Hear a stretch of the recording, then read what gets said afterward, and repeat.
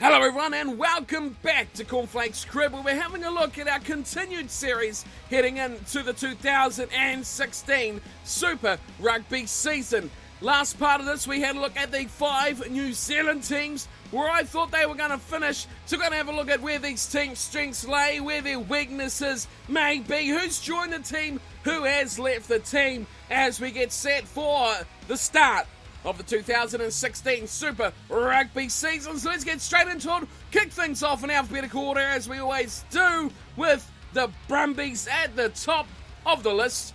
And we start things off with their front row, their props, and we have just one change to the props for the Brumbies. It is JP Smith, who has made his way out of the squad off to the Stormers. Otherwise, the same remaining props have stayed with the team. You know, there's going to be key players, Ben Alexander and Scott Co. They'll be the ones they'll look to the most. Ryan Smith again, another good front row they'll look forward to. Accompanying those ones in the front row will be two of who they had last season with Stephen Moore and Josh Man Ray. Two, you know, one is a very, very good in the twilight of his career, Stephen Moore. The other, an up-and-comer, and Joshua Man Ray, one that Australian rugby has high hopes for. They have, however, lost Saliva. He is gone, but Albert Anair has come in from Treviso to fill that third hooker's spot. In the second row, nothing has changed here for the Brumbies. They've got the same 5 that they had last season. The keys here, you know, Sam Carter, Scott Fardy, Blake Inover and Rory Arnold, very good second rounds as well. Tom Staniforth is the 5th. Did not play last season though, but he makes the full squad in 2016. Into the back rowers, and there's a couple of changes here with Alua making his way out, released from the squad, and Sean Doyle off to Munster. That gives them 4 back rowers: Jared Butler, David Pocock, Jordan Smiler and Idavea. Now, very good, but the depth there is somewhat worrying for this Brumbies team. If they get a couple of injuries, they may need to look elsewhere, bring the likes of a Scott Fardy possibly into a 6, even though he's listed here as a lock. But the depth is there within the squad, but they may find themselves in trouble should they get too many injuries there. Of course, any team with David Pocock, that has to be an area they target, and the experience with their top players in their forward pack is going to be key for the Brumbies. Move our way into the back line, and there's plenty of changes here, starting off with the scrum halves, and 2 players have departed. Joe Powell, who was only at the team for a short time last season, is off to the extended playing squad, but Nick White is the big loss. He's away to Montpellier, but they have recruited so well, bringing in Thomas Kubali, and what an absolute superstar he could be at Super Rugby level, opting not to go with his home team, the Jaguars, proving to come to the Brumbies instead, and he will partner Michael Dorset, who was quite good last season. I thought, seen a bit of him off the bench. He was quite quick, quite snappy off the back of the breakdown as well, but Thomas Kubali will be an absolute star for this Brumbies team, and he'll really lead this team around. But it's what's going to be outside him that's going to be huge. Matt Tamua, the only listed fly half in the Brumbies team, but they have picked up another one from the Perth Spirit. That is Nick Just, who's come into the team as well. Don't know how much game time he may see, but Matt Tamua will be the key. Alongside him will be his centres. Now, the inside centres, as some call them, will be the area the Brumbies will succeed and fail. When you look at the players you got here, Tavita Kurandrani, Christian Aleliafano, with Andrew Smith coming in from Montpellier as well, providing the backup that centre partnership will need. I think that's a very strong area for the Brumbies. The wingers and the fullback, the back 3, also quite strong here as well for the Brumbies. They've brought in Aidan Toa, who used to be at the Reds a couple of seasons ago, very young and promising looking player as well. He departed away to France for a couple of years. He's back and he's with the Brumbies. He partners James Dargaville, Henry Spate, Lausi Taliuli, Joe Tamani, and of course Aidan Toa, the new man into that. Robbie Coleman rated as the only fullback in the squad, with Jesse Mogg making his way out to Montpellier. So a lot of chopping and changing between Montpellier and the Brumbies in 2016. Of course, Stephen Larkham, the coach for this Brumbies side. As I mentioned, I think the centres, the inside centres, are going to be key here. The likes of what they do with Tumua and Leleafano. Now, We go back a few years ago now when Christian Lealiifano was really at the peak of his game. It's unfortunate he's fallen away from those worldly powers and goal-kicking displays that he had, but I think this might be the season he comes back. Showed glimpses in 2015. I really do rate Lealiifano as a fantastic player. Him with Tamua, and how well and how quickly Kubeli can slot into this team will be key for the Brumbies, as well as, of course, Pocock in the back row. That's going to be massive. Their weakness, on the other hand, could be just how badly things go if they get a few too many injuries. We've seen already, like the back row we talked about, 2 players go out from that, and they could find themselves in some pretty big trouble. But there's plenty of players in the wings here for the Brumbies squad, naming a few players in their extended playing squad for the season, and plenty more at club rugby level as well.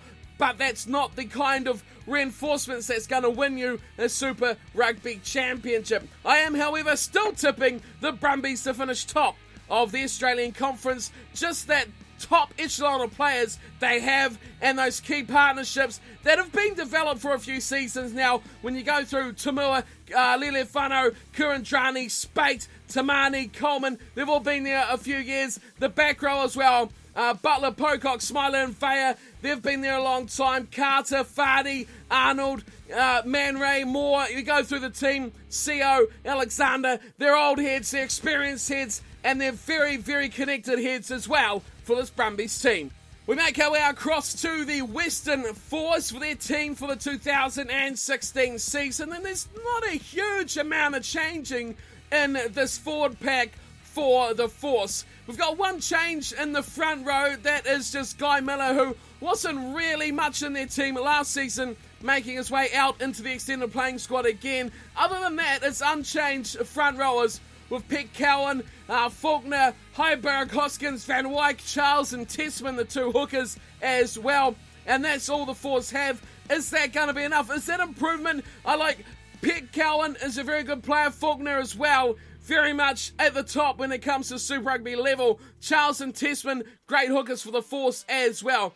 Into the second row, and this is a real area for concern for the Force, with Steenkamp and Wykes making their way both out, leaving just Adam Coleman and Rory Walton, the only out-and-out second rowers in this Force squad. But you can expect to see plenty of backup coming in to the second row from the back row. When again, they have no changes to their back rowers. So they've got Alcock, Cottrell, Halipeti, that's Ross Halipeti, not Dane Halipeti. So both of them are in the squad regardless. Matt Hodgson, very, very good flanker at this level. Steve Murphy, he's just an absolute machine.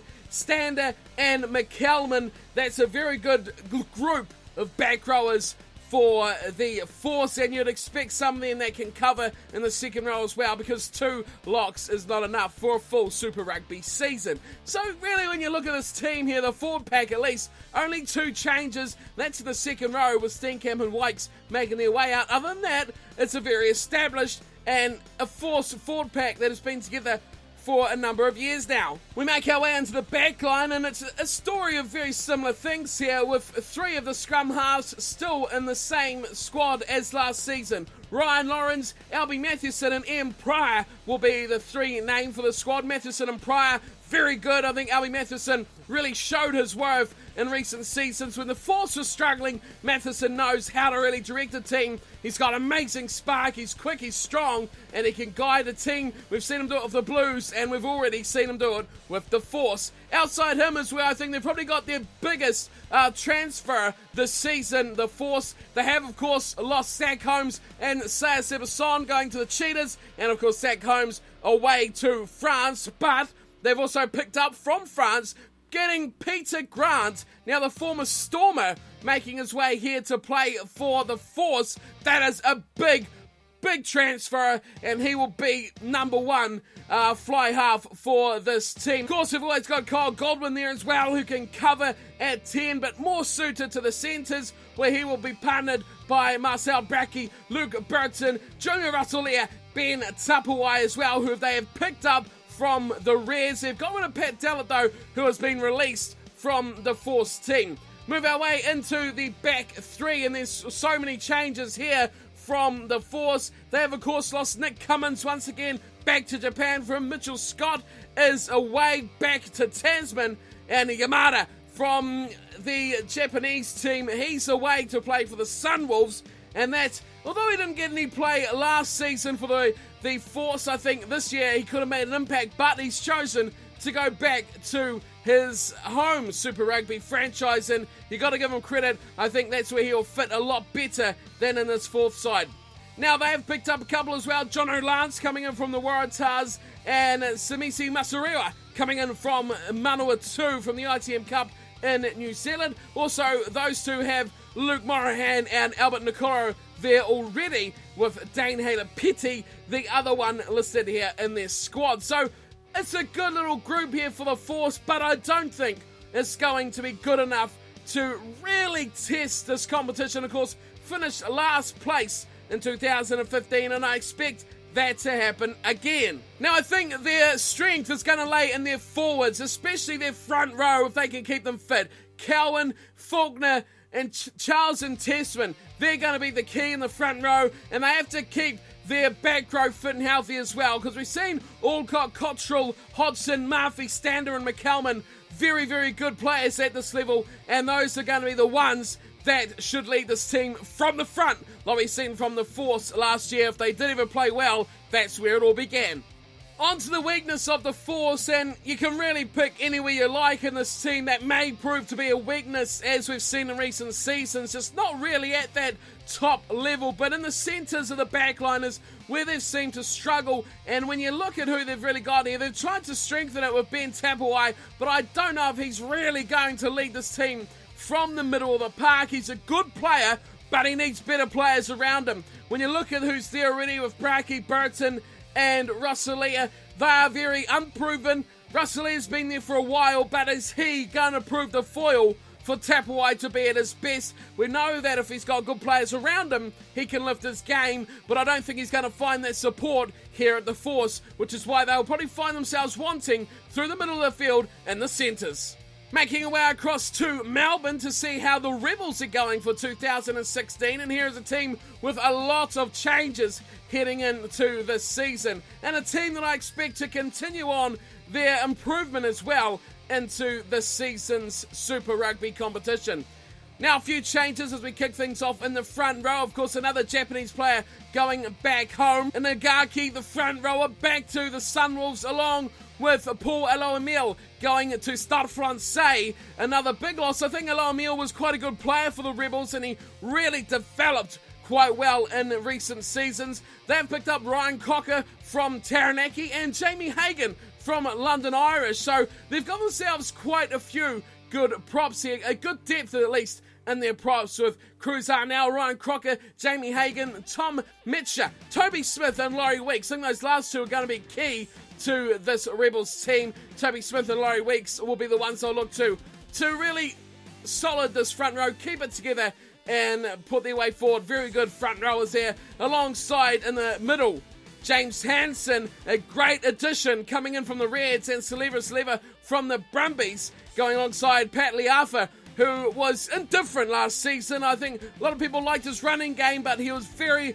very mistakeful out in the field as well for the Rebels. They've lost Tom Sexton, of course, to the Force, and Ben Whittaker has been released from the team, from the Hookers. So I think that's a decent looking front row if they can keep their core players in with fitness there.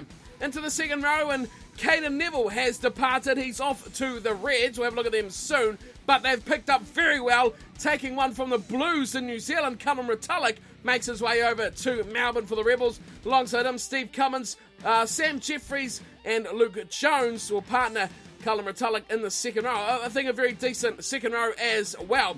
In the back row, and I think this is where the Rebels have really lost their best player last season, and Scott Higginbotham. He was out and out amazing for the Rebels. They have picked up a pretty decent replacement though, with Adam Thompson coming in from the Reds, the former All Black, playing a bit of a mercenary role around these Super Rugby sides, but his support around him is pretty good, with Colby Fainga, Scott Ferguson, Sean McMahon, who's going to be huge, and Geordie Reid as well, making up their flankers. And then we have Lopeti Tamani, the number 8, with Hideki Samo making his way out of the team.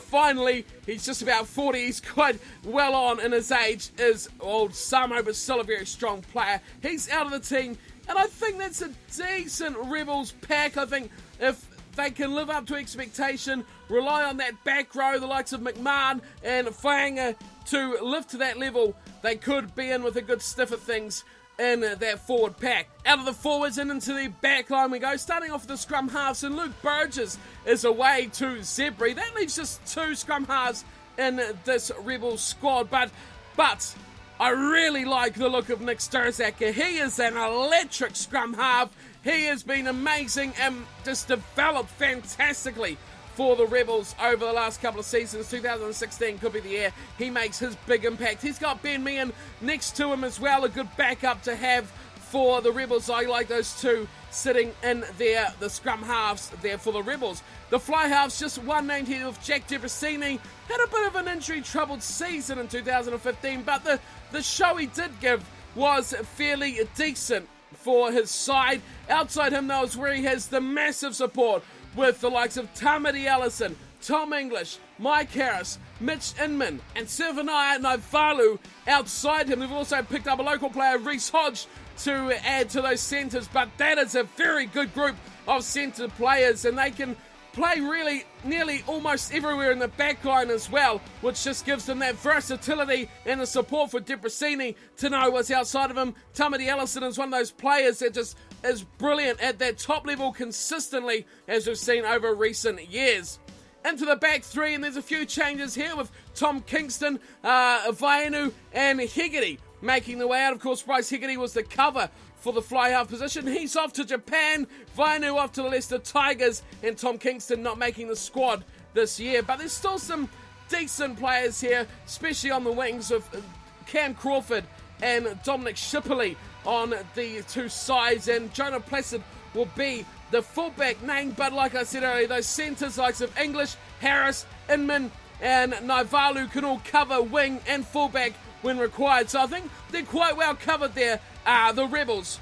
I think they're going to go right this season too, the Rebels. I think the additions to their forward pack could go quite nicely, and the continuation with the skill. I think Sturzaker and Debrasini are two talented young individuals that will lead this Rebels to third position on the Australian Conference ladder. No surprise to say that their strength is going to be in the centres when you have the amazing talent of Allison, English, Harris, Inman and Naivalu. They have to use those players well, and they have to get all of them on the field every single match when possible, because they are game winners that can change the course of a match and a season with one play. Well, they may have to watch out where things go will be the halves, the scrum halves and the fly halves. I mean, I really like Sturzaker and Debrasini as players, but Debrasini's seen a lot of time on the sidelines injured last year, and if they do the same here today, it could really stretch this Rebels team. I mean, Mike Harris can go into 10, but ultimately, that's not really what you want to see. We want to see Debrasini on the field. We want to see Sturzaker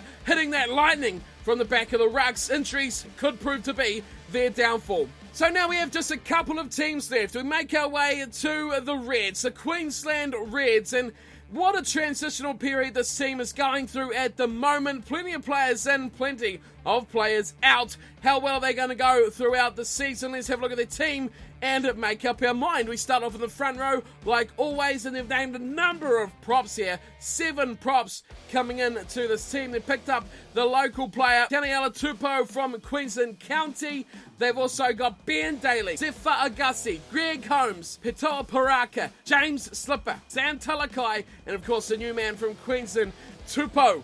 That's a good pile of front rowers, but are they going to live up to the expectation? A lot of pressure will go on the likes of Ben Daly, Greg Holmes, and of course James Slipper into the season. 3 very good props, but they'll not want to, hopefully, for their sake, get too deep into the rest of those guys starting early on in the season. They need to build them in through their first Super Rugby season and really make an impact as the year goes on. They've lost one big name in James Hansen in the middle of the front row. He's off, of course, to the Rebels, who we called just before, but I still have Saifanga, who's going to be key. Andrew Reddy, the other one behind from the playing squad last season, to give them just 2 hookers for their squad. It is, though, the second row that there has been an absolute pile of changes, 5 out, 4 in. Let's have a little look here. James Hall, of course, off to Harlequins, with Marco Kotze and Tom Mrodet off to France. David McDolling off to the Sharks in South Africa, and Ed O'Donoghue has been released from the squad, but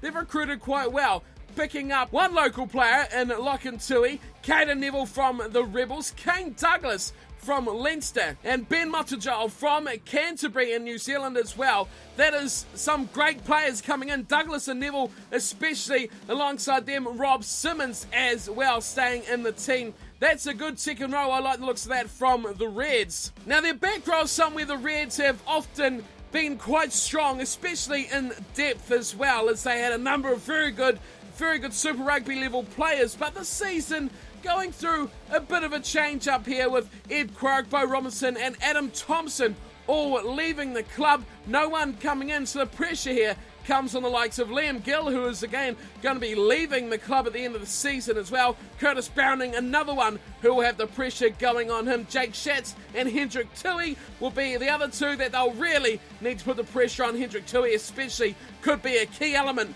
for this Reds team. Out of the forward pack and into the back line. One change coming for the scrum halves. Willie Guinea, of course, off to start Francais, but they picked up James Tuttle from Queensland County. He'll partner Nick Frisbee and Scott Gale. So again, pressure comes here on Frisbee. His backup, a real position open for these youngsters to come through. The fly halves, of course, Quade Cooper away to Toulon. I think pressure goes on Jake McIntyre here. There's a lot of players who are staying in this team that are going to have to build this squad up from the ground with a lot of youngsters that could prove bright for the future if they can do it right.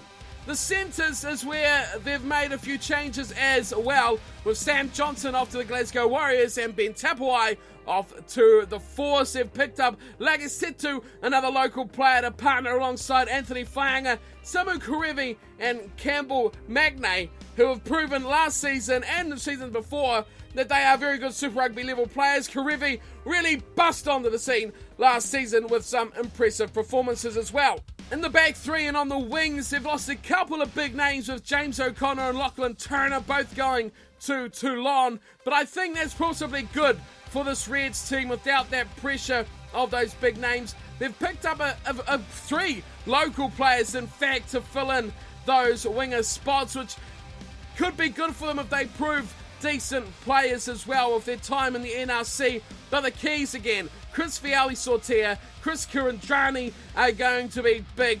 The fullbacks, they've picked up one big man. If you've been sleeping under a rock and living there as well, you will not know this, but Goromaru, the superstar Japanese fullback from the Rugby World Cup, has pulled in for the Reds, choosing not to go with his Sunwolves, coming to the Reds instead. Already signed next season to leave again, but he'll be key alongside Carmichael Hunt and JJ Tuolangi, of course, we know can fit anywhere in that back line for the Reds. I don't know if it's going to be a good season for the Reds.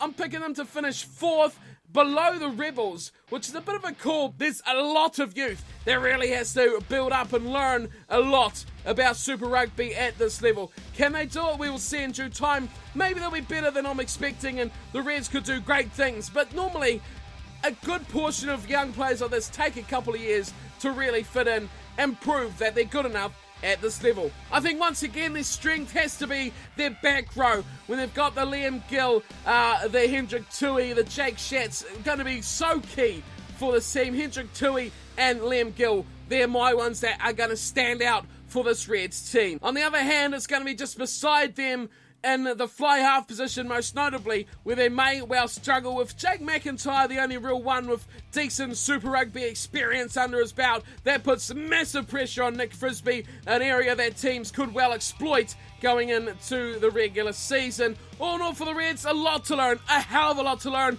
There's a lot for them to gain as well, these young players coming in. There's also a lot at loss here if they don't have a good season like last year, where they were fairly poor and the pressure went on the team. Can these youngsters turn up and do the deed for their team? We will find out this season. Last but certainly not least is the 2015 semi-finalists, the New South Wales Waratahs, and this is going to be big. There's a lot of changes in this Waratahs team. Can they keep up their performance and look to make another impression deep into the playoff rounds in 2016? Let's take a look at the side and have a look again, standing off in the front row. Two big losses. We've already covered one of them. Michael Alatoa making his way to the Crusaders, and a bigger one, Sekope Kepu off to Bordeaux. That's massive to lose a player of the experience of Kepu, who looked really good last season as well, I have to say, for the Waratahs and the Wallabies. They've recruited well though, picking up Angus Tarval from the Blues, a very, very good and pretty young front rower from New Zealand Rugby. He will partner Ben Robinson, Paddy Ryan, and Jeremy Tilsey as well. I think it's a pretty good group of forwards, especially Robinson, Ryan and Tarval. I think they won't lose anything losing those other two for Tarval as well. So a decent looking front row. Alongside them in the middle will be Tululatu, Tatafu Polota and Hugh Roach in the middle. The hookers for the Waratahs. Pressure here, Polota he's got to be the key one. We saw Latu make quite an impact last season as well. I think they got a decent looking front row all in all with those 7 players for the Waratahs. The second row is unchanged for them as well, with Jed Holloway, Sam Lousy, Dean Mumm and Will Skelton the options there. Of course, we all know Will Skelton's ability to play in the back row as well. We've also seen some of the back row players can cover the second row, as with every team. The versatility between those two positions is quite common and quite key as well. Will Skelton, is this going to be his coming of age? Is he really going to mature as a rugby player? I think he's still a bit, wet behind the ears for international rugby. I expect more. He's a talented player. Dean Mumm, it's good to see him back because he was massive last year and he's going to lead this team from the middle of the pack. The back row has a number of changes here, with Mitchell Chapman retiring alongside Stephen Hoyles also retiring from the team. They've lost Talo Gray off to Toulouse. Pat McCutcheon is off to play for the Sevens. And of course, the biggest of them all, Jacques Potgieter, off to play for the Sharks. They've picked up a couple of local players, Ned Hannigan and Brad Wilkin, coming in to the back row stocks for the Waratahs. They keep a number of good players though. Jack Dempsey, Dave Dennis, Michael Hooper, of course, the biggest of them all, and Wycliffe Palu at the back for the number 8s, keeping it pretty consistent and a good-looking team. Good-looking forward pack so far for the Waratahs. Moving into the back line for the final time today, and there's a big change here for the Waratahs, with Brendan McKibben making his way over to the London Irish. Of course, they still have Nick Phibbs, and he's got a new friend beside him in Matt Lucas, a local player as well. Pressure on Nick Phibbs. He's got to be the one to stand up here, and Matt Lucas needs to learn quite a lot. Can they prove to be a good partnership? Phibbs and McKibben were so good at rotating that number 9 jumper. It really made the Waratahs the team they were last year, with 2 world-class number 9s at the back of that very good forward pack. But just as important as that was, of course, the fly halves, where they really did develop quite well. Brendan Foley, of course, he was the man for not only the Waratahs, but for Australia in 2015. He's back once again, and he's got a new friend to help him out with the number 10 jumper, and Bryce Hegarty back from Japan, but played Super Rugby last season as well. Very good player, young, and has a good future in front of him, and he will learn a lot next to Brendan Foley. Also, he's quite adept as well as playing in the rest of the back line, fullback and the likes as well. Also, they have, of course, lost Ben Volavola, not a key player for the Waratahs in recent seasons, but he's off to the Crusaders, of course. Now, the Waratahs founded quite a lot of their good form on their back line, and their international quality throughout They have lost John O'Lance to the Force, but he didn't find much time in the Waratahs jumper last year. They pick up a local player in Jim Stewart from the Sydney Stars. He'll partner Curtly Beale, Matt Carraro and Rob Horne. Now that is three very, very good centres. Rob Horne, of course, plays on the wing. Carraro anywhere. Curtly Beale, you put any number you want on his back and he'll do a fairly decent job as well. There's not much really you can pick faults in here in this Waratahs backline. As you go to the back three, of course, plenty of changes here with the three named wingers, Adam Ashley Cooper, Peter Beetham and Naivoro, all making their way out of the Waratahs side. Bordeaux, Leicester Tigers and of course Glasgow Warriors picking those three up respectively. But they've come in quite nicely, picking up a decent former All Black in Zach Guilford. Not my favourite player by any stretch of the imagination, but can do a job, has a bit of speed. They need to really keep him under control. Bit of a loose cannon.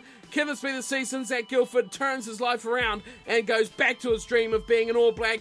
We'll see. I'll leave my opinions to myself on that one with Zach Guilford. They've also picked up Andrew Callaway from the New South Wales County Eagles and Reece Robinson, another NRL player coming in from the Parramatta Eels. That is their three wingers. Of course, fullbacks, they've got none other than Israel Folau. There's massive pressure on him to do well. He's got to have a big season, or maybe we may see him leaving rugby in the near future. We all know that NRL wants him back. It's 2016, the year of Israel Folau. He had a pretty average World Cup, but he's still a very, very good 15s player, especially Super Rugby level. He needs to step it up for his team. Of course, change of coach as well, with Michael Cheika making his way out and Daryl Gibson, the assistant coach from 2015, taking over the Waratahs head coach role. Now, I think their strength and the weakness of the Waratahs is going to come from the back line here. They've got a very good pack. I think a very, very good pack, which is going to be instrumental for any success they may well have. But their strength for me has to go to the international experience in the centres, with the likes of Beale, Carraro and Horne and Folau for that matter as well, playing through the middle of the park. That's going to be massive if they're to be successful in 2016. Where I think they may slip up and they may find a bit of a struggle is in the halves once again. Of course, Phibbs and Foley, world class. We all know what those two can do. But what about Matt Lucas, Bryce Hegarty and David Horwitz coming in as backup off the bench? Can they win or lose games, or will they keep the trusted two of Phibbs and Foley on the field late on? It's a pressure question as well, because you can't expect those two to play every minute of every game unless you're absolutely smashing it, of course. So that's a bit of a problem, the depth in the halves for the Waratahs, but it's the opposite with their strength. It's the depth in the centres and the back line. Plenty of players, question marks over whether Reece Robinson can step up and prove his worth at Super Rugby level with the 15s game. Israel Folau will be massive to whether he can do the job for the Waratahs. I've got them coming in second behind the Brumbies, but I think it's going to be quite close. A bit like the New Zealand Conference. I think there's a number of teams that could perform a lot better than I'm expecting. The Rebels and the Reds especially, I think, could do a bit better than I'm giving them credit for, but it's hard to see them to knock over teams like the Brumbies and the Waratahs, who just have such good, rounded and superstar power throughout their squad. So it's going to be a great, interesting season. The Australian Conference is going to be worth a good watch as well. The season gets underway in just a few days' time. I can't believe it's come around so quickly. Of course, there's two conferences still to go, South Africa 1 and Africa 2. The South African sides, the Sunwolves and the Jaguars from Japan and, of course, Argentina. We'll be having a look at them in the coming days as well before the season kicks off, but it's so close. I'm so excited for this season. The opening weekend has about a 12-hour cluster of matches over the night, so it's going to be a very tiresome opening weekend of Super Rugby for those who will be watching. I'll be watching. Hope to catch you all there as well. Remember, during the matches, I do like to have conversations with everyone and everyone watching on Twitter, so you can add me on there, have a bit of a chat, what you think was good and bad and all sorts like that, and I'll be back again for the other two conferences. Until then, thank you for tuning and watching. Hope you've enjoyed, and until next time, take care.